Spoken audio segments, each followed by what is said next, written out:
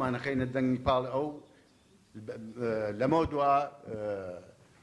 وەکو وەسفمانەکەن پێویستەکانیشمان بۆ جێبەجێکەن تەنها قسەکردن وەسفکردن باسکردن پیا هەڵدان کفایەت نییە بەڵکو ئێمە شتی عەمەلیشمانەوێ. Therefore, we would like to encourage everybody that the words alone are not enough, but really they have to come to action and they have to positively come forward in supporting us.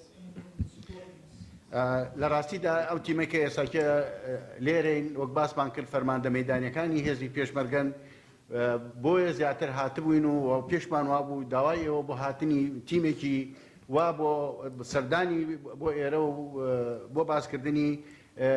هەر باسی پێشمەرگە و پێداویستەکانی پێشمەرگە و داعش و شەڕەکان و هەڕەشەکانی داعش بکەین. The fact that we are here with a group of commanders that are overseeing the battle, the front line, who have left their positions to come here and to have this exchange of views with you is in itself